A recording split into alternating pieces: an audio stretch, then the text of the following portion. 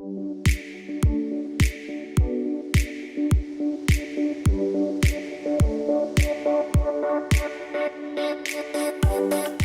hello everybody.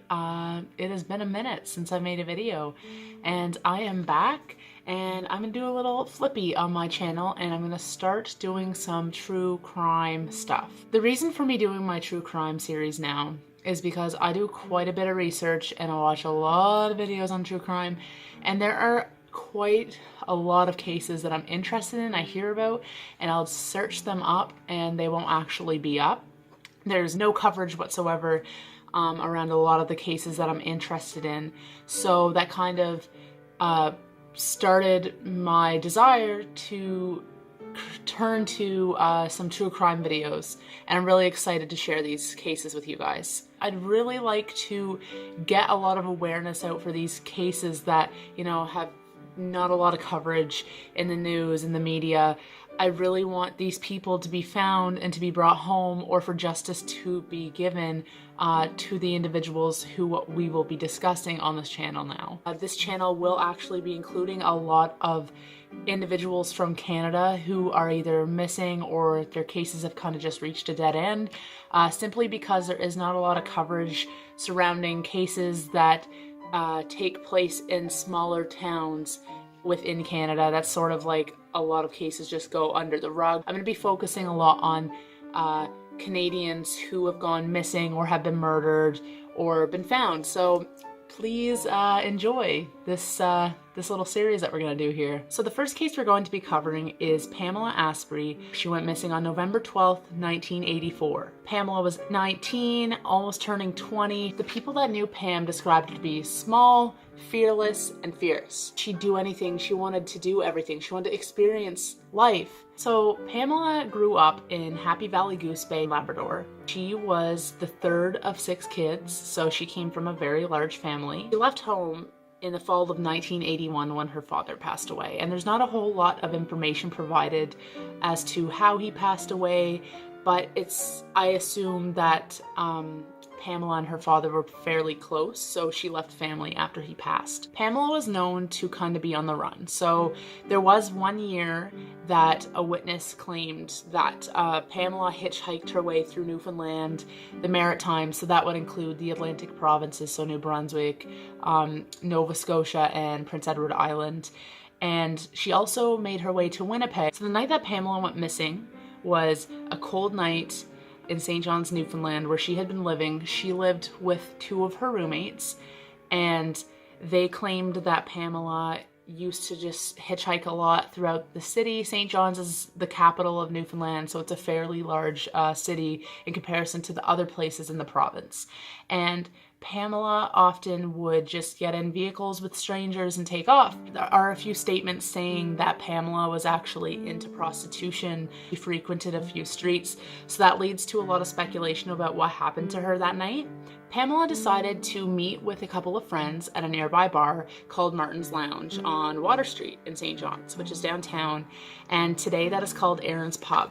Pam met with her friends at Martin's Pub, and she met with them and they had a few drinks, and she was there for about an hour, and nobody knew how she got there. Her roommate had said that later, she had said that she figured that Pam just hitchhiked, and she was there for a few hours with the friends, and then suddenly she said that she needed to leave and she would be back in 15 to 20 minutes. So when Pam left, she had been gone for a while, and she left her day planner, her calendar, her debit card, her wallet. She left everything. This leads me to believe that Pam had intentions of definitely coming back. She left all of her belongings. She was going to come back to the bar in 15 to 20 minutes to meet up with her friends. A witness told police that upon leaving the bar, Pam was seen getting into a large dark car with a male driving at 9:30 p.m. near the War Memorial on Duckworth Street in St. John's. So this is just down the road from the bar that she was at.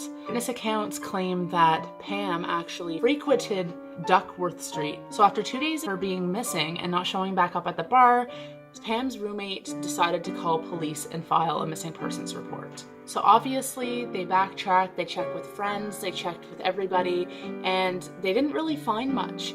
Pam just kind of disappeared. Before she left the bar, however, Pam told her friends that she was meeting a man that was unknown to her. So she knew that she was going to be getting in a car with somebody that she didn't entirely know. So that has led to a lot of theories. Obviously, with a case that does not have very many clues, there have been quite a few theories floating around, so we're just going to address those. The first is that Pam got in a vehicle, left the province, and didn't tell anybody.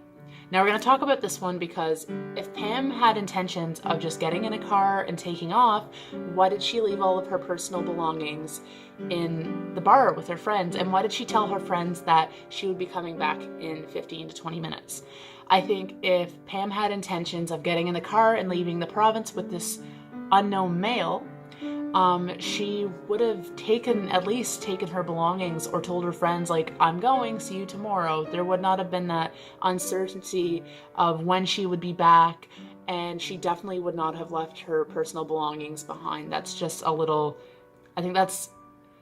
it makes sense compared to her past experiences with just getting up and leaving, and she was gone for a year, and she had gone across the Maritimes and Newfoundland and to Winnipeg. But in this case, it just doesn't make any sense. There's something a lot fishier going on. The second is because Pam was known for being involved with prostitution. People think and began to speculate that she was killed in the car and then later discarded somewhere along the coast, something like that. A lot of people are speculating that she did not make it, or that she was taken, and unfortunately that her life was taken from her because she had gotten in the car with this unknown person.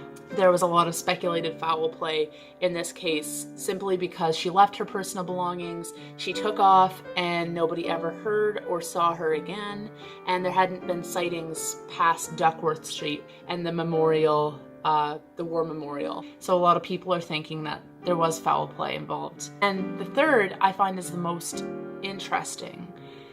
Several other girls ages 17, 19, etc. Were missing in St. John's, Newfoundland. And if we go back a little bit, Pam was actually 19, turning 20 relatively soon. So this does make a little bit of sense.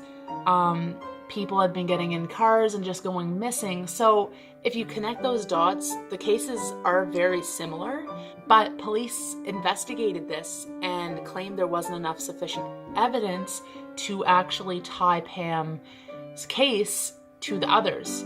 It's interesting to me that they're so similar because there were several of them and they were all roughly around the same age.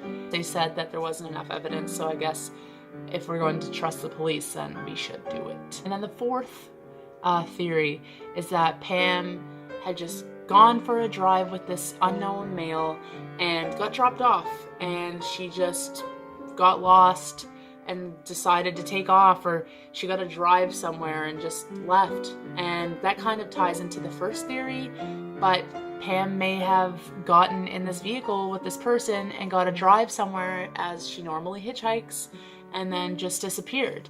And she could be out there somewhere. There are a lot of people out there that believe that Pam is out there safe, and that's really what we hope, you know. Talking about these cases is super hard because there isn't a lot of evidence for police or anyone to really investigate. So we're sitting here on a cold case, a cold missing persons case, and we just don't know. So since this case took place, the case has been passed over and passed over and passed over, and it is now with investigator Tom Warren, who continues to investigate the vehicle that Pam had gotten in that night, and they're investigating people who may have hung out in the area.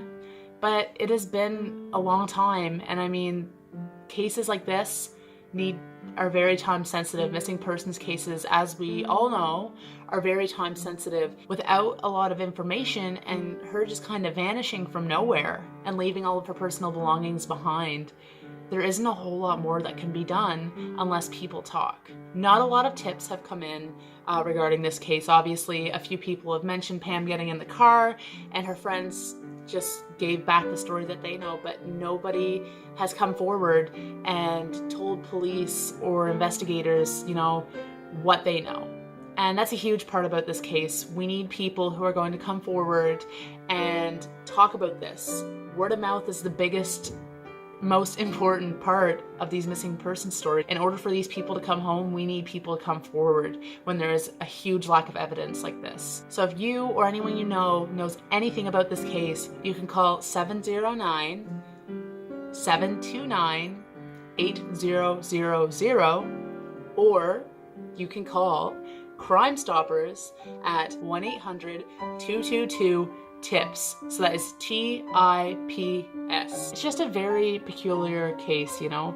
There's a lot of holes in the stories, and there isn't really a lot of evidence to help bring Pam home. So we need people talking, and we need the word to get out there. I don't really know what to make of it. I don't really have a theory that I fully believe in, just because there's such a lack of evidence that I don't really know what to think. Well, that is it for me, you guys. If you want to see more of these videos, like and subscribe, and comment below if you have any suggestions for videos, and you can always find me at my links that are going to be posted down below, and I will see you soon with another true crime case. So thanks for watching, and thank you for bearing with me on this whole change of pace for this channel. Alrighty, thanks. Bye.